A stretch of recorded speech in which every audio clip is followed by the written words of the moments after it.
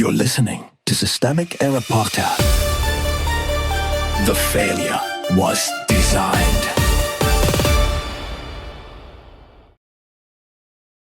The GOP's secret anti-Trump brigade is running out of time, based on an article by Nick Hilden. Republican Defiance is mostly exit-Trump theater. The story beneath the framing. The article surface plot is Republican infighting over Donald Trump's agenda. A few senators are blocking his filibuster gamble, resisting a settlement slush fund, and slowing his election overhaul push.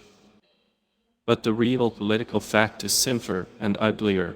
Congressional Republicans remain largely obedient, and the small number of holdouts are acting mostly from calculation, not conviction. Trump still sets the terms. Trump is not being checked by a principled institutional bloc. He is being slowed by a party that still accepts his agenda as the default and only objects when the cost lands too close to an election. John Thune's refusal to abolish the legislative filibuster is not some noble defense of norms. It is a Republican leader saying he does not want to burn the chamber down for Trump on command. That distinction matters. The party is not resisting authoritarian pressure. It is managing it. The holdouts have little left to lose. The senators described as most defiant are, by the oracle's own account, the ones on the way out. Tom Tillis and John Cornyn can afford more noise because their political futures are already narrowing.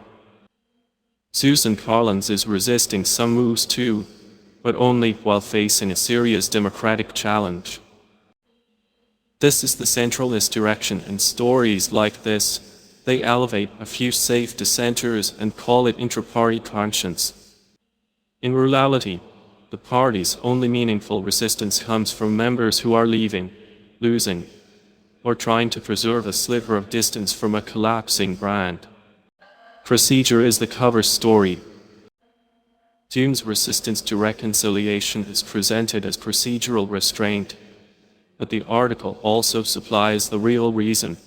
Republicans do not want vulnerable lawmakers taking ugly votes right before the midterms. That is not democratic principle. It is tactical avoidance. The same pattern appears in the filibuster fight.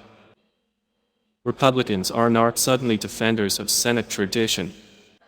They are unwilling to pay the political price for Trump's demands, while still leaving the door open to serve them later. That is how a party launders obedience through process. The Senate is about to get worse. The article's most consequential point is the coming personnel shift. The seats now held by Tillis and Cornyn may go to Democrats or MAGA replacements.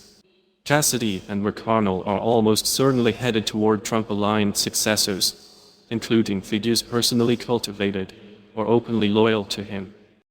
That means the Senate is not drifting toward moderation or independence. It is being refilled with people selected for submission. Mike Lee's likely rise on judiciary is the cleanest signal of where this is headed. A chamber with fewer restraints and more operatives eager to normalize whatever Trump wants next. The pattern is submission, then rebranding. This story is not about Republican courage. It is about a party that only appears divided when some of its members are trying to preserve their own political oxygen. The institution still bends toward Trump, and its resistance mechanisms are mostly procedural speed bumps, not democratic guardrails. The larger pattern is familiar. Authoritarian politics rarely need total unanimity.